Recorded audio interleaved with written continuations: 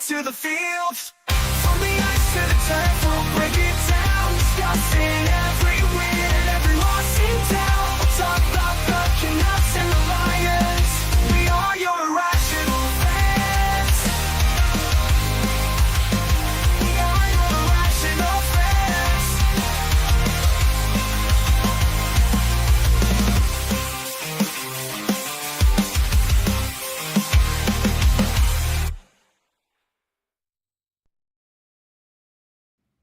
Ladies and gentlemen, welcome to episode 142, I believe. Let me double check this. 143, episode 143. Been a few weeks since we've done this, so it wasn't on the top of my head. I am your host, Jake Hughes, alongside the old man. We are the Hughes Sports Podcast, your irrational fans when it comes to the CFL, the Vancouver Canucks. And I'm going to throw in there Team Canada. Just hockey In general, because we have 21 weeks, I believe, if I did the math right, until the CFL season starts.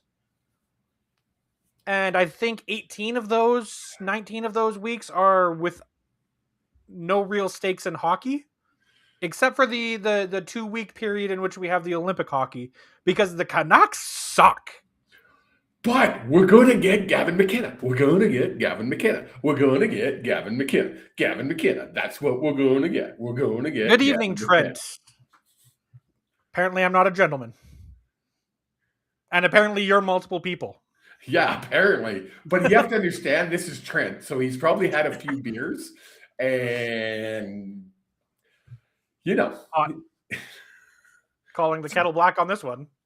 What? That I've had a few. Okay, I might have gone out for lunch and had a few wobbly pops. I'm sitting at work at like 2:00, and he's like, pre-game whiskey and beer and burger, and it's like, oh great. Then it's a text about 2 hours later being like, I might be drunk or hungover for the podcast. So, which one is it? Never a dull moment when you're retired and alone. It's true. 'Tis true. Did you have a good holiday season? Yeah. Other than the World Juniors ending short. It felt like there should have been one more day of World Juniors, but how about you? We were both really busy this We were, and it was probably one of the first years that we haven't seen each other during that whole holiday. Usually we see each other at least once. We saw you before the festivities. We saw you on like the 21st. We did. We got together on the 21st. We had dinner. That was very nice. You and your lovely lady. And then we went crazy. And boy, has it been a crazy 2 weeks. Do we have to talk about black hockey? Black Talk Day? about what? Black Day for hockey. Well, again, you went Black Day for hockey. I kind of liked yours, but also liked mine, so kind of merged them together because I went Czech-Mate. Because this is now the third year in a row that Czechia has eliminated Canada from medal contention. So once we didn't get together at all for any of the games this year, which isn't unusual lately because we're both busy, and but we did watch and text each other during the games. Yep. It's really tough trying to wear two hats at the same time. So as a lot of people know, Go ahead. A lot of people know in my other world, I'm called Kevin the Medium because I do spiritual stuff and I do mediumship. And so we're watching the game. We, being my love, Angela, and I are watching the game. And you think I'm foul language during the game. Holy, this country girl from Saskatchewan, she can get cursing. And we were both cursing and swearing at Czechia, calling them all sorts of fun names that I won't repeat on the air. And all of a sudden she looks at me and she starts to laugh. She goes, "We're so damn effing spiritual." Hey, look. It was the best line ever. What did you think of the team this year? I think we had a good team. I just think we got bullied by a bunch of freaking Europeans. Czechia just made us look like children. Czechia, not They outplayed them, period. Czech- I mean, they deserve that win. Full marks for Czechia. Czechia. Czechia, whatever. Two different things. I think I know where you're going with this. You're trying to say our team wasn't good enough. No, I've seen a lot of what's the word that I'm looking for? A lot of discourse from Twitter, Reddit, just in general that that there's issues abound within Team Canada and Hockey Canada as a statement. Kind of like it's become too profit. It's become so exclusive that once you're on their lists, these are the only people that can come, and there's no shot if you're not on the lists. From a very young age, at like 13, 14, it becomes too professionalized. Like I've seen a lot of that in the days since the World Juniors, and I wanted to get your opinion on that before I kind of went into what my thoughts are. Yeah, I don't pay enough attention to it to really make to say, yeah, this, that, and this and that. We played great for 7/8 of the tournament. We dominated most games. We won every game in the round robin. We didn't lose a game. So to say that there's Team Canada doesn't have it all together and there's problems, that's bullshit in my mind. We just came up against a team that knew how to play against us and put a system together. And literally, Czechia has put a system together to beat Canada because they know that I should rephrase that, to beat Canada and the U.S. These teams know that the U.S. and Canada are the teams they have to beat to get into that gold medal game. And Czechia has done it. They've done a good job doing it. And it's proved because this is, like you say, the third year in a row they kicked our butt. Yeah.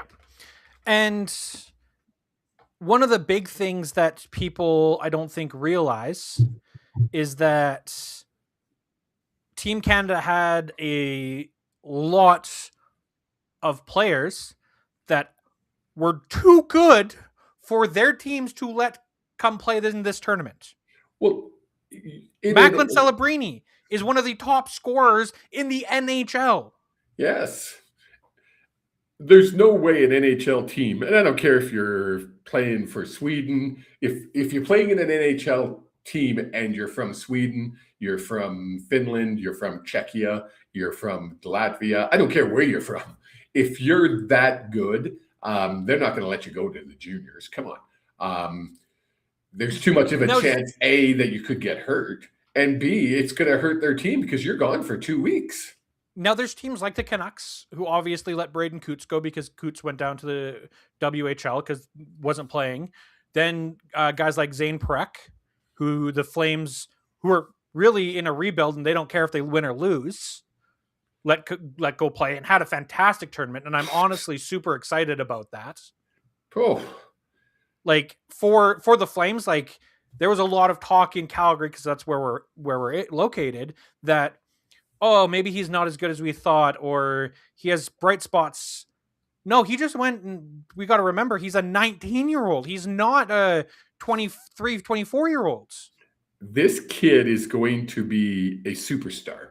I can go through Perek, Baby Iggy, as you called him. Iginla, I can't think of his first name. Tidge. Sorry? Tidge or Tidge. T-I-J is his name. Bless you. And I could go on and on. But something I noticed, and not just on Team Canada, but across this tournament, this new era, this new crop of stars, they have this shot. They have developed this weird way of shooting that you can't see it coming. It literally, it's a flick of the wrist or it's something, and it's a fast, hard shot. And Iggy and Perek was a big one for this. Perek is one I noticed mostly. Man. And then I started watching all the players, and I even was watching the highlights of some of the NHL, and all the young players are doing it. I don't know. I wish I could explain it. If I played hockey, I probably couldn't. I've never played hockey, so it's hard for me to explain it. But they have this new shot that's amazing. It's in the release. So basically, I mean, and this isn't a shot this time, but back in your day, when you were my age, but when you were my age, the 30 years ago, the sticks weren't composite. They had no give. They were wood. So you had to either slap shot it or a full like whip release to be able to get that puck up, right? Now you're seeing players who've grown up with these composite sticks, and these goalies who have seen who anytime they see a shot, they're going to be able to get in front of it. Oh, yeah. Like these elite players obviously need to find a way to make the releases different. And I think that's what we're seeing now is for years, especially in Canada, for about 8 years or so, it was Carey Price, Roberto Luongo, all these elite goalies that would drag some weaker Canadian teams, especially in the World Juniors, to the finals. Yes. Now you're seeing the opposite where Ivan Kovic and George, they were good, but they're not elite goalies. I think it's a stretch for them to think in 4 or 5 years they are going to be NHL quality goalies, in my opinion. I don't disagree. We seem to have gone through a stage where Canada and the US, for that matter, had all the great goalies. Like you said, Luongo, Price. I can go on and on and on. And they're all playing they played or are playing in the NHL. You don't see that.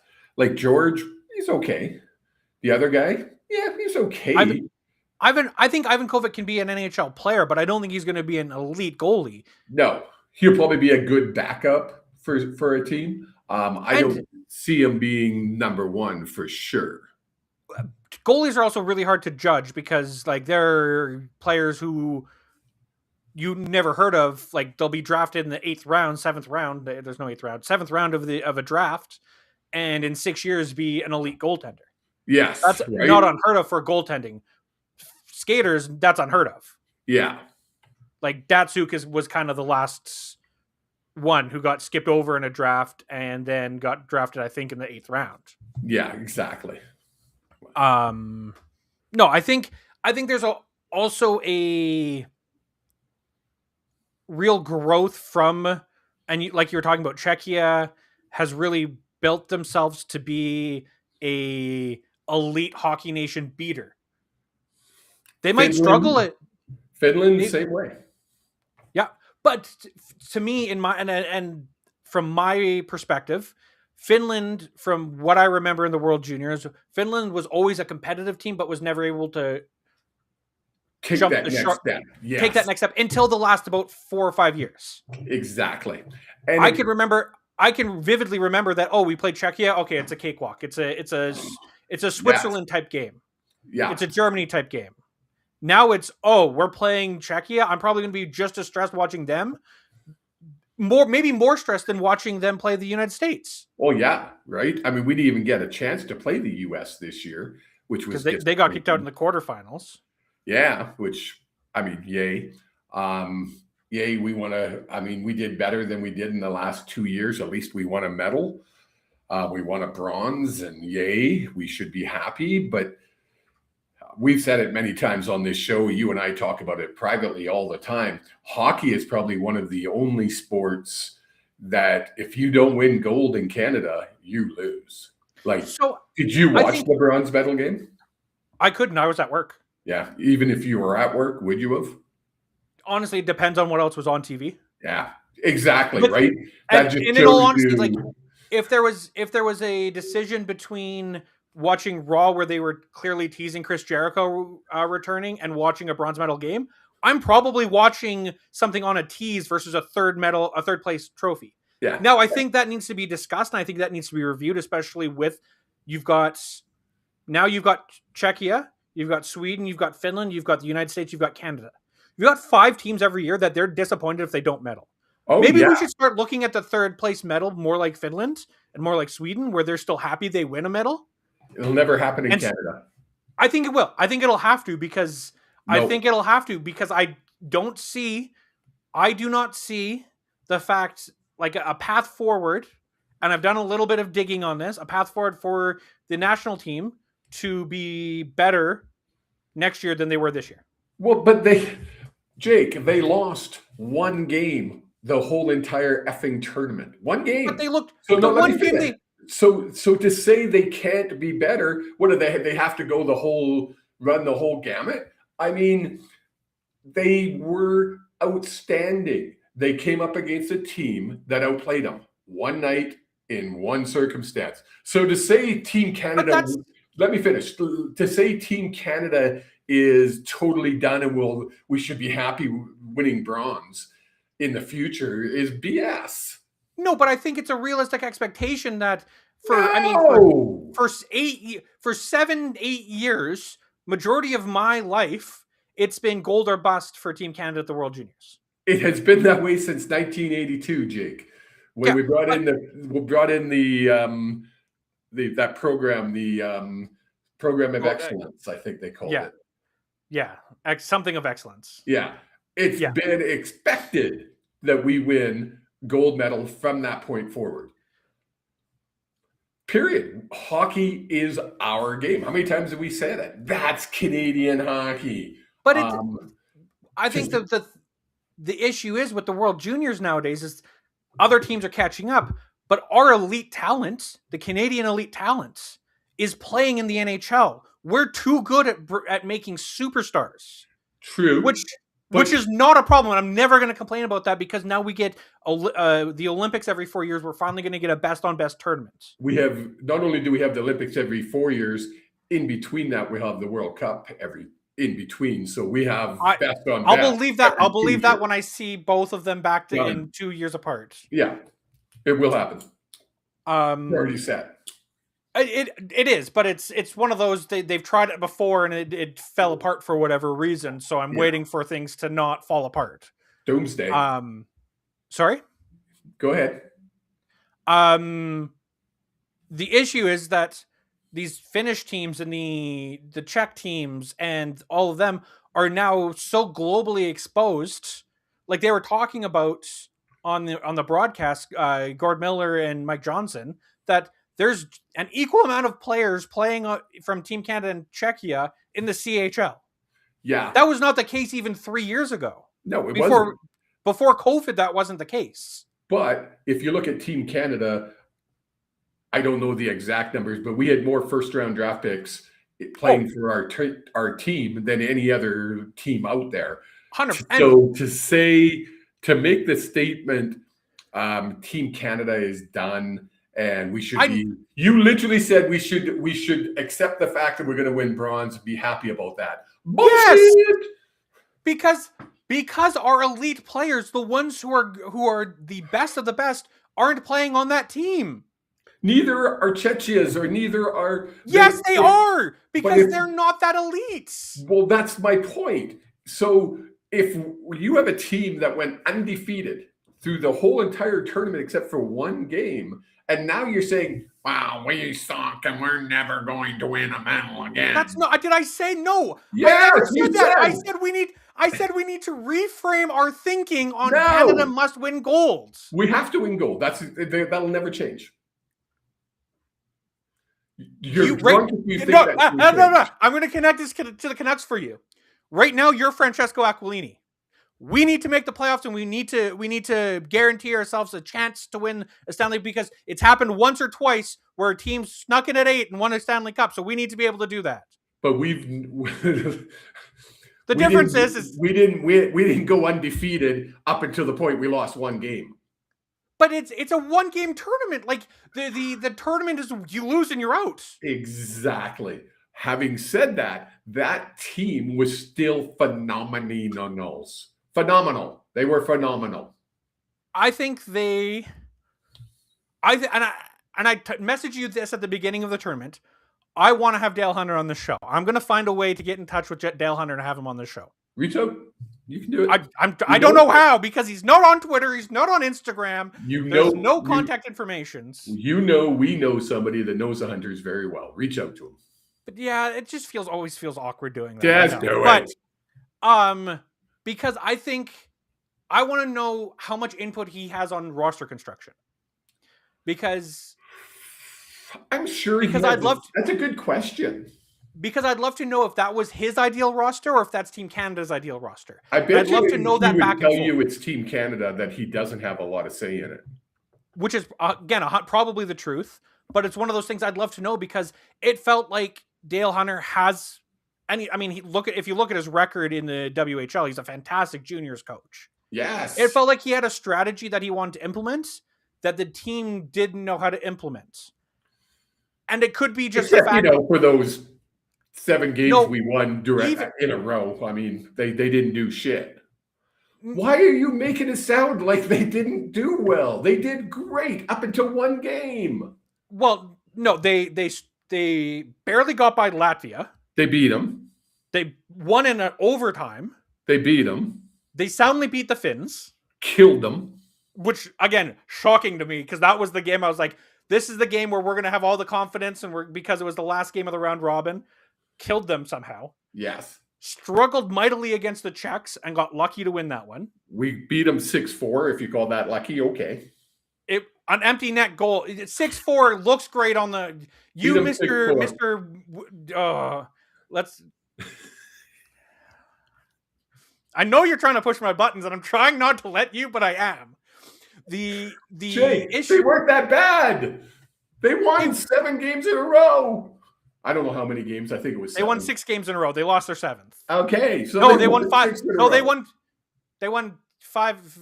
6 in a row and lost their 7th. Yeah. So if the Canucks went on a 7-game road trip and won 6 of them, that would never happen. Sorry. I know. But if it did, would you not say that was successful? Yeah, of course. Anyone who's going to win. Anyone who wins multiple games in a row is successful. Oh, thank you. Thanks for coming to my side. I'm not coming to your side. I'm saying that you're saying that we were this dominant team that never had any issues. I didn't say that. I said we were damn good. You're like, it doesn't matter. We won everything until we lost one. Well, yeah, that's how the fucking tournament works. That's not true. We could have lost 2 or 3 during the round robin. And then honestly, we should have lost that Latvian game. We had no right winning that one. Yeah, you know what? Good teams find ways to win. 100%. You've said it. Have I ever said that Team Canada wasn't a good team? Yes, no. You're putting words in my mouth. No, you literally said that we should get used to not winning the gold medal all the time. Because we're not that good. Well, we are that good. We just messed up. No, I'm saying there's 4 other teams, including Canada, 5 teams that every year need to come into that tournament saying we're expecting to win gold. Which means us as fans, we should be okay understanding, hey, look, we're still a top 3 nation in this sport. Are we as dominant as we once were? No. It's been 4 years since we've won a gold medal? Be 3 years in the World Juniors? 3 years in a row, we got knocked out. Yep, by one team. Yep. Well, we didn't get knocked out by Czechia. Yes, we did. We got knocked out of gold medal contention, which, according to you, is considered being knocked out. Yes. I expect every time you see a Canadian team, I expect that, and let me rephrase that. Every time you see a national Canadian hockey team, I expect them to win gold medal. Anything else is failure in my books. Now, does that make Team Canada horrible? No, but they didn't win, so it sucked. So, and speaking of Team Canada, because we've gone on 25 minutes for something. Yes, let's go. Want to spend much time on. Since the last time we were live, Team Canada has been announced for the Olympics. Yes. I'm going to bring it up here. Can you see that? Yeah. Yeah. That's not the one I want. Give me 1 second. Hitting buttons and doing things is hard. That's the right one. So we have announced for apparently gold medal or bust run, which I kind of agree with when it comes to the Olympics, is Macklin Celebrini, Anthony Cirelli, Sidney Crosby, Brandon Hagel, Bo Horvat, Nathan McKinnon, Brad Marchand, Mitch Marner, Connor McDavid, Braden Point, Sam Reinhart, Mark Stone, Nick Suzuki, and Tom Wilson as your forwards. Now let's focus on the forwards first. What are your thoughts on this team? Freaking amazing. You kind of look and you go, what the hell? Where's the other Connor? Where's Bedard? He's hurt. I get it. He'll be back in plenty of time before the Olympics from what everybody's saying. But if I'm an NHL owner of a team, I don't want you to go. I've invested way too much money in you. So I know a lot of people are upset about it, but that's just the way it is. The fact that Tom Wilson is going and you don't have Bedard on that list is shocking to me. It is, but again, as of today, he's hurt. Yeah. Right. So do you take up a but roster? So is Tom Wilson now, though. Tom Wilson's injured now. So he's going to drop off if he can't play. Maybe they'll put Bedard on if he's healthy. There's still a chance to be adding players, is what I'm getting at. But there's more names than just Bedard.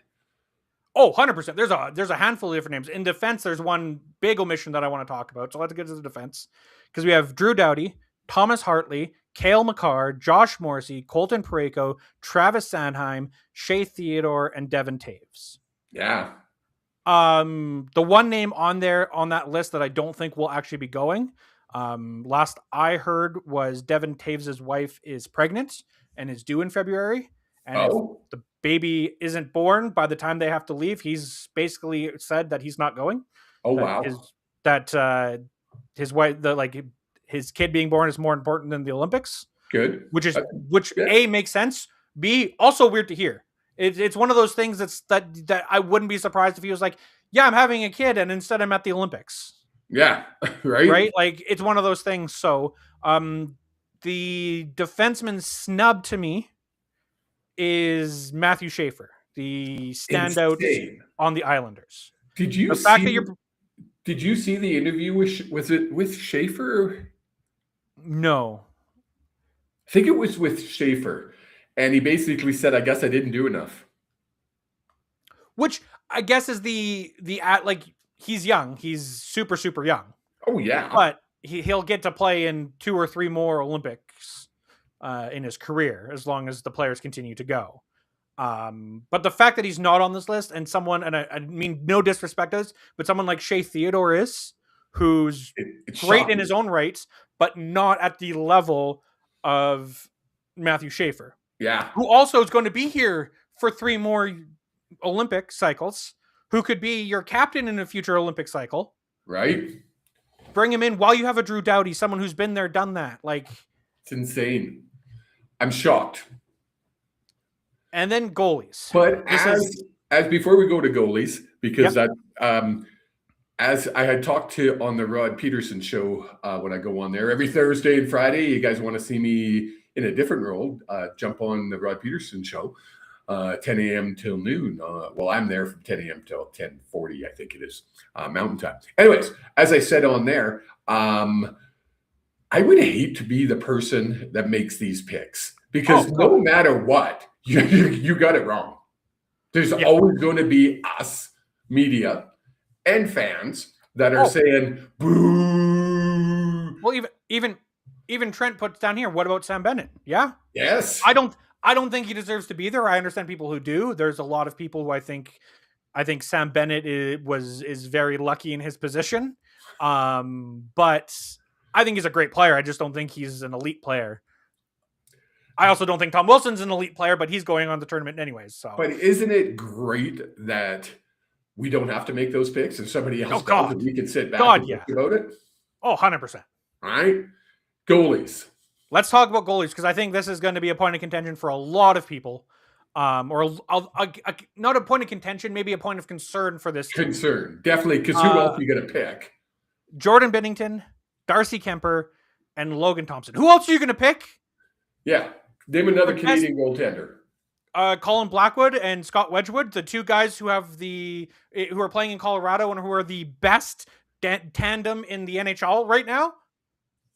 I can't believe either of those two didn't make the team, yet Binnington made the team. Binnington isn't even the number one goalie on his own freaking team. Now, remember when we were talking about the World Juniors conversation, and I said I've seen a lot of backlash about people being like, once you're on this list, it's impossible for you to get off this list. Like if you are a trusted Hockey Canada person, this is our list. These are our acceptable people. Yeah, it's Blackwood bizarre. and Blackwood and Wedgwood are not those people. They've never been those people. It's so, but Binnington has, because Binnington went and won the Four Nations and was fantastic. But he was also having one of his best years.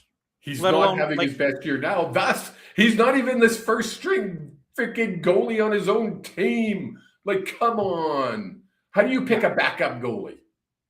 Well, they've got two backup goalies and Logan Thompson. Right? Because but that's also kind of what you need, because Logan Thompson, I think, is your number one.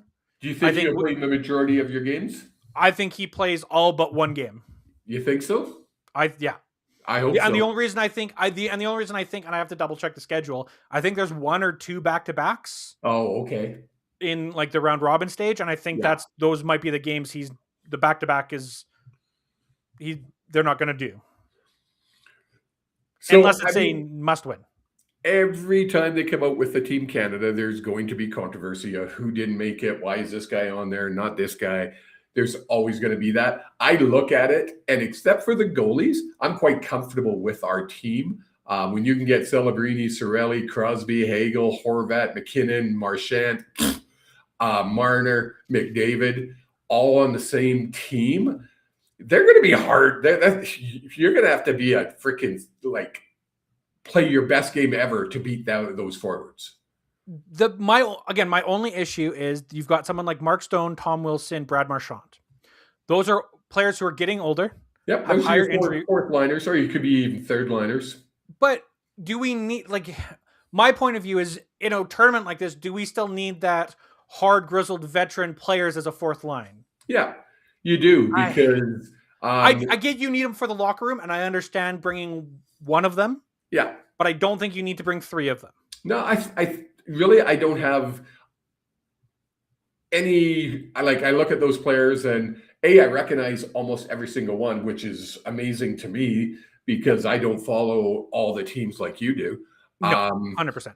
So wow, I recognize everybody. Maybe Tom Wilson isn't the household name that you would think. Other than that, everybody else, maybe Travis Sanheim. Yeah, I recognize that one. So pretty much everybody on this team is a elite player.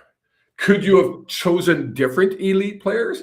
Of course. Man, when you're in the top 1% of every player in the world, it's hard to which ones do you pick, right? Again, like you talked about, the fact that we're able to sit here and nitpick on one player or two players or three players, and that's it. That's impressive. To me, there's four players that were really snubbed: Bedard, Schaefer, and both Woods, Colin Blackwood and Wedgwood. Those are the four players to me that got snubbed. The goalies I'm having a hard time justifying, but hey, the other two, I get why they didn't bring them. If it was me making the decision and it was down to Tom Wilson, Shea Theodore, or Sanheim and Schaefer and Bedard, I know who I'm taking. Clearly, Team Canada has like the management committee, because it's not just one person; it's a committee of really, really, really smart hockey people making these decisions. And I have to remind myself of that a lot. Yes, you got to remember you can't have 10 McDavids on your team. It wouldn't work. Well, but you'd lose. No. I think, and I mean this. I hate how whiny he is.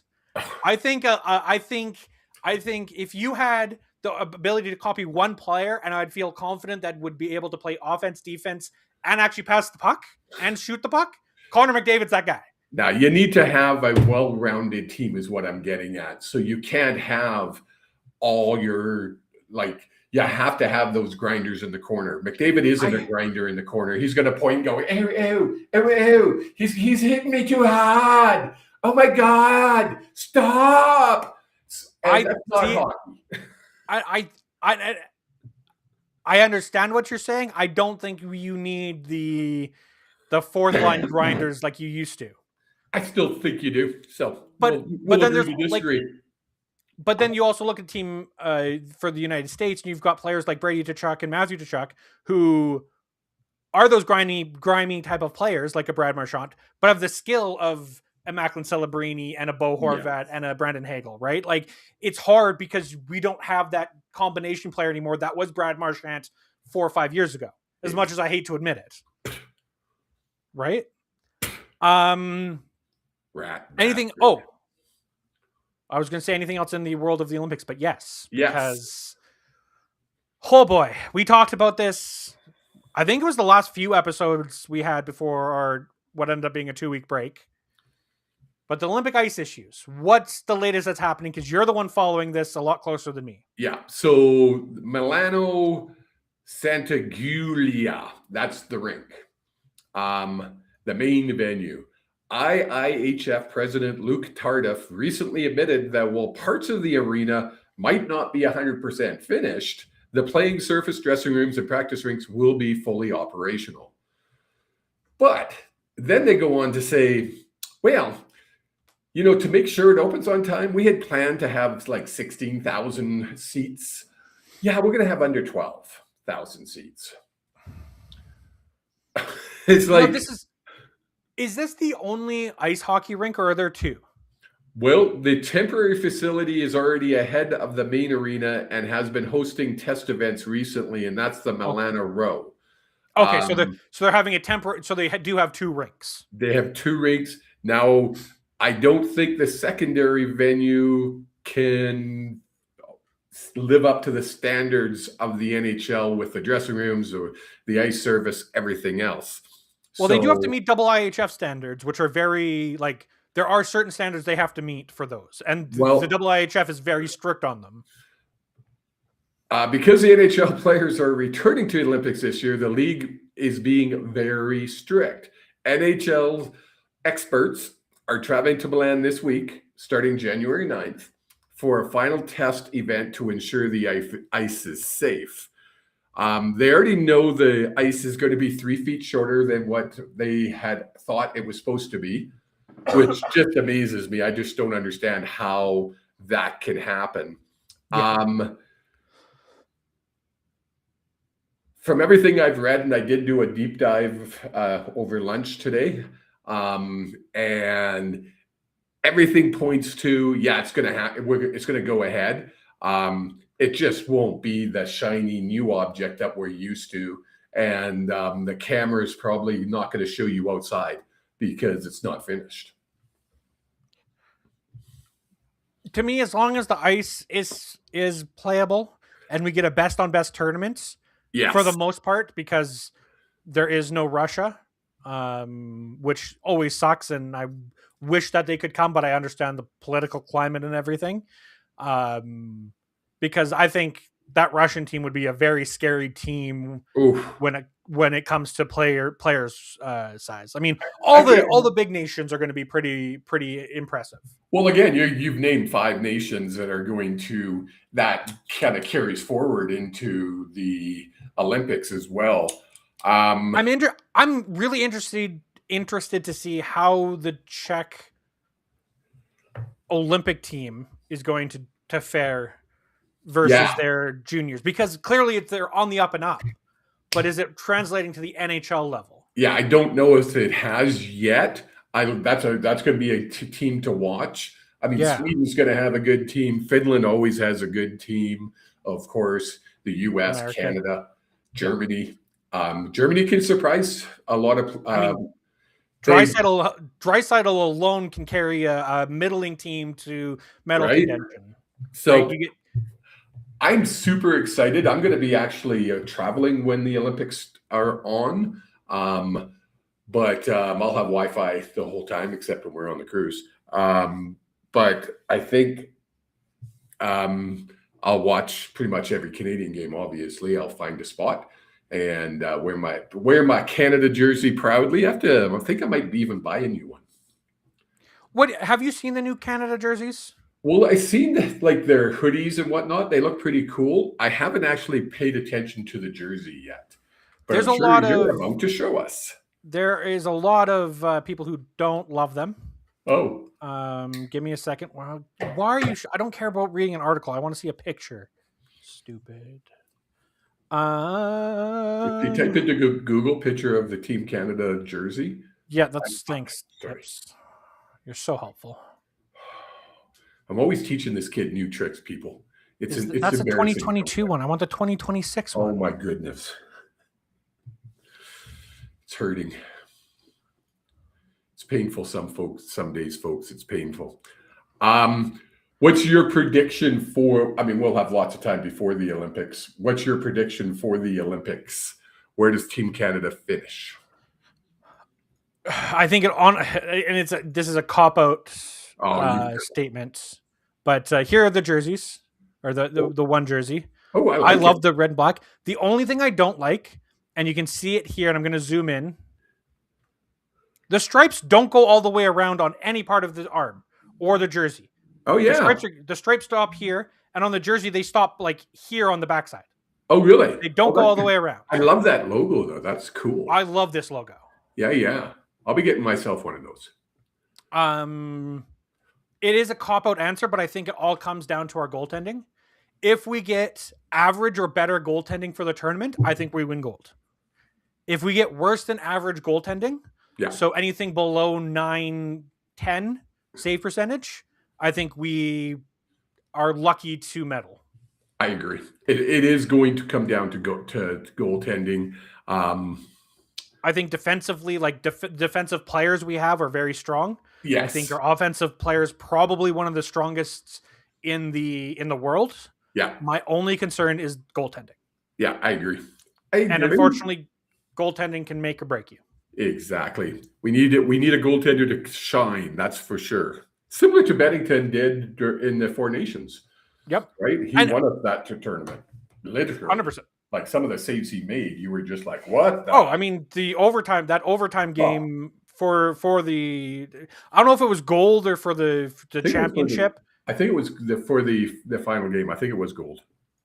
But did it give them gold medals or did they just win a championship? No, yeah, they won the cup. That was my differentiator. Yeah. I don't know. They won the Nations Cup. Yeah. Yeah. But speaking of goalies that need some shine, poor Demko. Because that effort in front of him last night, as we transitioned to the Vancouver Canucks, was probably the worst. Did you watch the game last night? I didn't text you at all during bits and pieces. I didn't know. I tried, but they went down. I think it was 3-0, and I was like, I just can't watch. This team's unwatchable at times. And then they came back.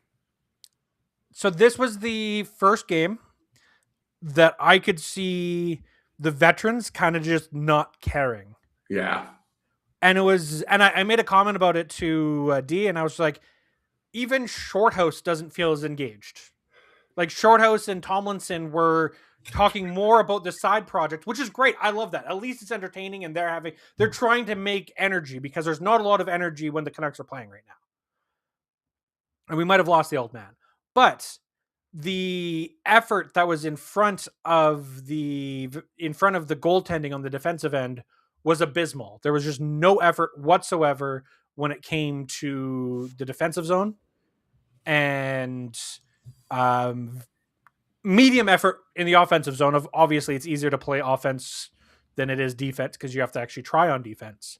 But it's the first time I've looked around and been like, ooh, this is the type of game where you get Tyler Myers saying, like, going to his agent saying, okay, can I stay in Western Canada? Because I really don't want to be on this team right now. Which I don't think will happen. I think Tyler Myers is around until the end of his contract and until he's done playing. And when you have, I'm trying to think who, I'm going to say Sherwood, and I could be wrong with the name, so forgive me if I'm wrong. But when you have one of your top players say, we just weren't ready. That was, I believe, Mr. DeBrusque. Okay, it was DeBrusque. You were 31st in the effing league. And you weren't playing a back-to-back.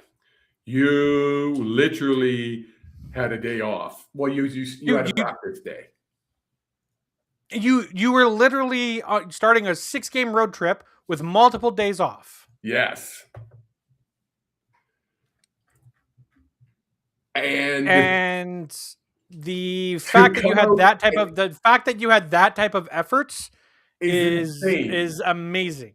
It's amazing. Absolutely, it baffles my mind that you can actually say that you weren't ready. How are you not ready? Come on, like, I just don't get it. It would be like someone coming up with an idea for the show. Me and you coming up with an idea for a show and just implementing the idea, and me being like, "Well, I didn't know about that idea. Yeah, I never signed off on this." Much like, I wasn't ready. Can we start the show again? It's 7. We're 47 minutes into the game, but into the podcast. But can we restart? I don't feel like that was a good one. Just sometimes you just got to shake your head and that's enough about the freaking Canucks.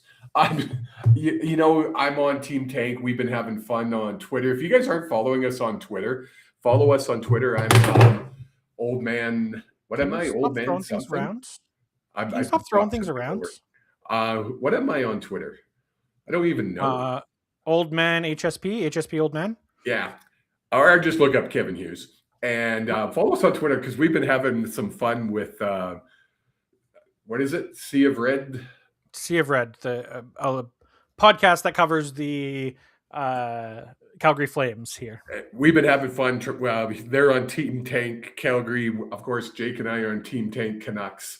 And it's been a fun go back and forth. That's the only part of this season that I'm having fun with because it's just not fun to see your team lose every single game. And Smurf Mafia coming close. Wait, before we get to the CFL talk, let's stick within our lane here. No, this is still sticking with hockey. Okay. I'm calling the Jets fans now Smurf Mafia because they're all in the same city. Okay, so that's if fair. You're a Blue Bomber fan, I'm pretty sure you're a Jets fan. That's my thought process there. All right. Lean in close. I'm going to tell you something. Would you win a few fucking games? Holy crap. I can't see them being this bad. Like true talent level, these guys are better than what they are. It's insane. How do you go from first to last in one season? Yeah. Win some games, gosh dang it. We weren't supposed to be fighting you for last place. We weren't supposed to be fighting for last place. So yes, we were. Anything else in the world of the Canucks you want to touch on before we play before we play our new game? Oh, are we playing a new game? Do you not remember that? I know it's been a few weeks and a lot has gone on. No, you're old, so things don't sink in. Can we talk about the CFL? That's after this. Yes. Okay. Fine. After this, play your damn don't game. worry. We have 10 minutes set aside. No, you have to pick a number between 1 and 32. And next week, I'm going to come back. I'm going to come back next week with a scouting report for the player that's currently rated at that level. Oh. So if you pick 32, I'll go to let's make prospects. The first one easy on you. Don't make it too easy because I just watched this guy play in a tournament. So don't Okay, pick number let's 1. go pick number 5. Beautiful. That is. Let me take a look here. That is Ethan Belchetz. Belcheck. Yes, sure. Who is currently playing for the Windsor Spitfires. There you go. And you'll come back next week with the report on him. With I'll do some digging. Gives me a reason to dig into all these prospects because really we could be drafting anywhere between 5th and 1, and then also another pick again in the late 20s, and then hopefully with the Sherwood trade we have another pick that'll be kind of in that middle area. We could end up with 3 first-round picks this year, so I personally want to know a little bit more about all the different prospects. Don't we have I thought we had an extra one in there. No, we have already. we have our first, which will be hopefully a top 5 pick. We have the one from Minnesota. But I thought we had one from years past that comes up this year. No. No? Okay. I thought I heard we could have 5. That's why I'm saying that. Or 4. We could have 4 because if you think that if Evander Kane can be a rental where you retain half of his salary, you could go get a first for him for a team that's that's competing. Gotcha. Okay. So that would be the 4th plus the one for Sherwood. Gotcha. Okay. But transitioning now into the world of the CFL, because the CFLPA reveals their 2025 report cards. Their first annual report cards are out. No, oh yeah, it is because this 3rd year. This is only the 2nd year. There's only. I thought I had done my research on this.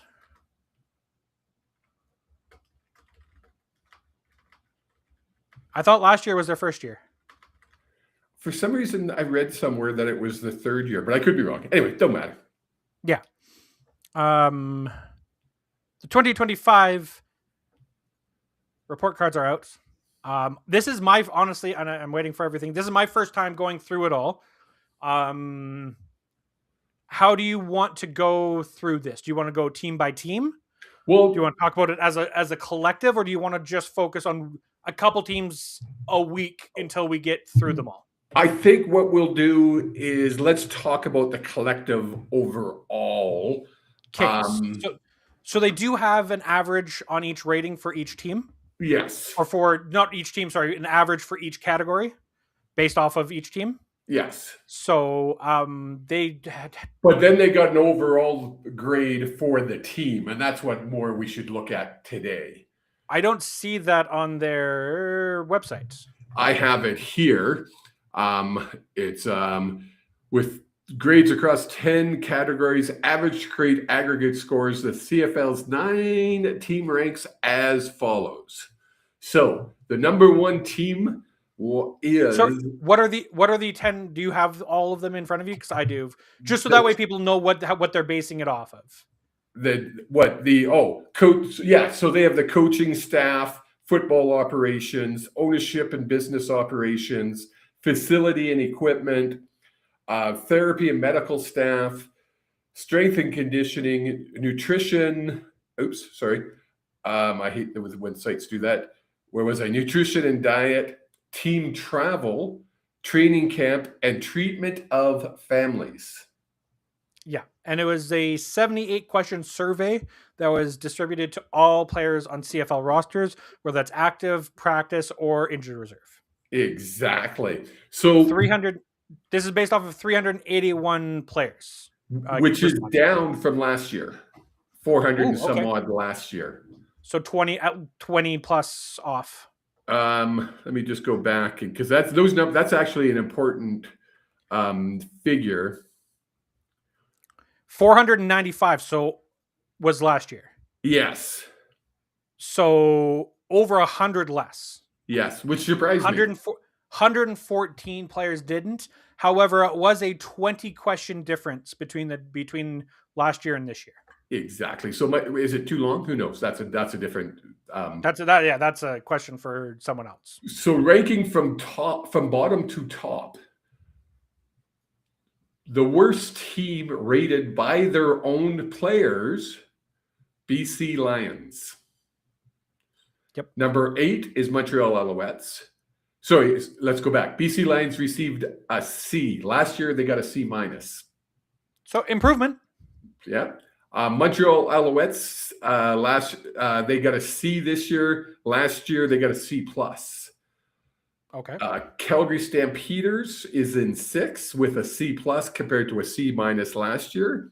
Huge improvement for the Edmonton Eskimos in 5th place with a B compared to a D plus last year. Running in number 4 is the Toronto Argonauts, who they had a B minus both years. Winnipeg Blue Bombers, same B minus, and they're number 3. Number 2 is the Saskatchewan Roughriders, who had a B last year and again a B this year. And once again, number 1, Hamilton Ticats, and last year they had a B. This year they have a B plus. Again, ranked number 1 both of the years that we talked about. What surprised me and what stood out to me amongst everything that I looked at, and I did like deep dive into this. I was looking at the questions. I'm looking for the big chart and I don't see it. Boom. Sorry, folks. Give me a sec. It was here. I have the big chart here. So do you want to can you put the big chart up? Is that possible? Yeah, it sure is. If you look at the last column. Well, my chart might be different than yours. This is from the CFLPA. Yeah, the treatment of families. BC has a D plus. Montreal has an F. Nobody has an A. No. Shocking. The other one that stood out, just because I'm a BC fan, is you look at ownership and business operations, a C minus. I was shocked. And then one of the only teams to get an F in nutrition and diet. There are 2 teams that get an F, and that's Montreal in treatment of families. Yeah. And BC in nutrition and diet. So under the ownership and business operations, some of the comments the players were making, and it kind of fits in with what we have talked about for a long time. And you can see a lot of teams don't have a good score. I mean, B minus, B plus, everything else is a C or lower. There was a lot of comments about not being paid to do the extras. Yeah.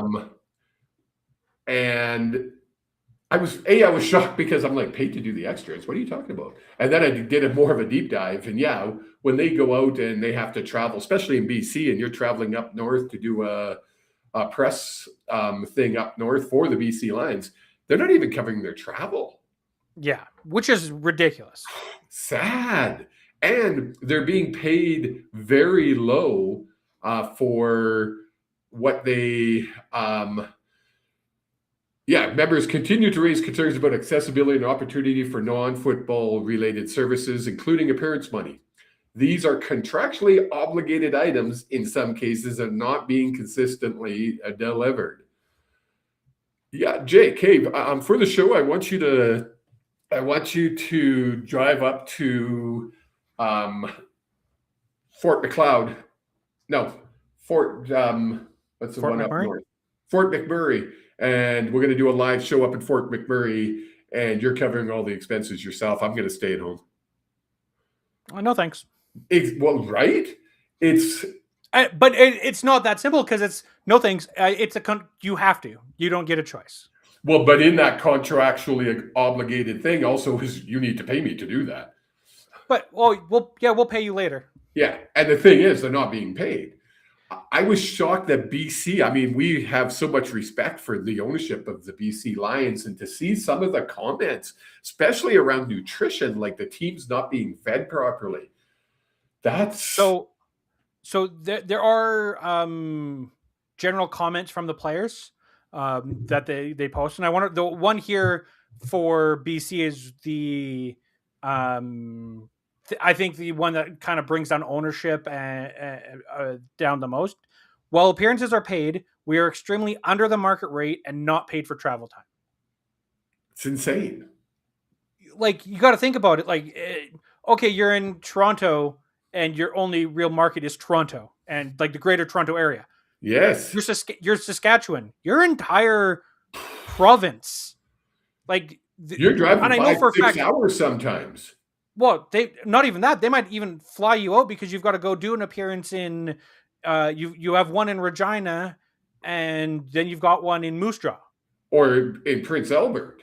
Yeah, right. Like, if you're not going to pay people for that travel time. Just so you know, Trent's really laughing at you right now, saying, does he honestly think you have to fly between Regina and Moose Jaw? I wasn't. No, Moose Jaw is the first one that popped in my brain. I was thinking of. Where do the Broncos play? Swift Current. You still wouldn't fly. Would you not fly to Swift Currents? It's like 3 hours drive. I'd fly. Yeah, no. If I'm not getting paid time, yeah, you're paying for my flight. It was So I am on my mission, and we made some really good contacts when we were in Winnipeg for the 2025 Grey Cup, and with the CFLPA. So I am going to try my best to see if we can't get the president, Mr. Solomon, in. Even if I have to do an interview with him during the day and we can just show it, or try to get him on live so he can talk about it and give the CFLPA perspective, because there's a lot of talk, and there was a lot of talk around the Grey Cup, especially during the president's State of the League address, because in the NFL they do the same thing, and the NFL has now filed a grievance trying to get them to stop it. And there was questions being asked, is the CFL going to do the same thing? And he didn't really answer the question, to be honest, the president. He kind of sidestepped the question and said, well, we're open to having discussions about anything. It's like, well, that's not what you were asked. Yes, exactly. Sorry, right? I wanna bring this up here when it comes to Hamilton. My club ranked highly last year and still elected to make improvements. This club is the class of the CFL and go beyond the call of duty. They even hosted Thanksgiving dinner for the players and their families. Yes. This is what every single organization should be looking at and saying, how can we duplicate? And look at under Ottawa, not given the opportunity to earn community appearance money. How many times have we said this is where the CFL fails? Yep. And like, the difference between Ottawa and BC is they're given those opportunities, they're just not paying them all for it. And because BC does have a better grassroots program with a lot of different schools and things across the Lower Mainland. Yes. So we're overtime, but that's going to be my hope for the next week or two. I mean, there's no huge rush because we're in the off season and the Canucks suck. So we have to come up with different things we can do, because an hour of telling you how bad the Canucks are is going to get really boring. I feel bad for the Sakaris and Prices of the world who have to do a show daily. See, I don't, because they also talk CFL. They'll talk Whitecaps. Yes. FIFA, the Olympics coming up. They'll cover all the Olympics. Yes. The FIFA World Cup. They've got things that'll tide them over. Yeah, but they're still talking Canucks. As you should. Every day. Yeah. Hey, look. We did I'll put it this way. Show, and we talked like 10 minutes about the Canucks. But we talked hockey for most of that time. Yes, we did. But look, I'm going to put this out there. If anyone wants to pay us on a daily basis to talk hockey for an hour or two, whether it's Vancouver Canucks or Team Canada, we'll do it. So that's like, I feel bad for them, but at the same time, it's like, that's their job. I'll do it. That's their job. Hey guys, if you're watching on Twitter, I've been kind of keeping an eye on Twitter because we don't see the Twitter numbers on our screen the way we normally would. But the numbers on Twitter has been phenomenal. Right now, we have 77 people watching on Twitter, 78 now because I just logged on. So thank you. Do me a favor, follow us. And if you're watching on YouTube, subscribe, like it, subscribe, tell a friend, tell an enemy. We need to get we want to really boost our numbers this year. Yes. And if you want more information, you can get the podcasts, as well as I'm going to be trying to write at least once a week, if not once every other week, on things that I find interesting, whether it's the Canucks, BC Lions, CFL, Olympics, things that come up that pop into my brain that say, I need to write about this. You can go to hughesports.ca and subscribe to our Substack over there. Eventually, once we get a big enough following over there, I want to start doing exclusive content on Substack other than just writing, whether that's a watch along for a Canucks game, a commentary takeover where we put the game up on the screen, but don't tell anyone because it'll be put behind a paywall and no one can give us shit. And when it's not Shorthouse and Ferraro, me and the old man will do commentary for a game. God help us. What could possibly go wrong? We'll drink beer. We'll have fun, folks. That's what we do. To be fair, it's your job's easiest because out of the two of us, who's going to do play-by-play? Me or you? You, because I would be like that number 5, and then it's number 4. You'd be able to tell me their names. Yep. Well, it's gotten to a point where there's people skating. I'm like, I know who that is. Like, I don't even have to look anymore. There you go. But the more support we get over at hughesports.ca, the more likely we are and the more willing we'll be able to go and do that sort of stuff as the old man decides to log out early, I guess. Oh, no, we lost his audio. Don't know what happened. But, are you back? I'm back. You're back. Whew. Just in time to say, see you, folks. Have yourselves a wonderful week. We'll see you back here next week. Same time, same bat channel. Mwah. Goodbye. Peace.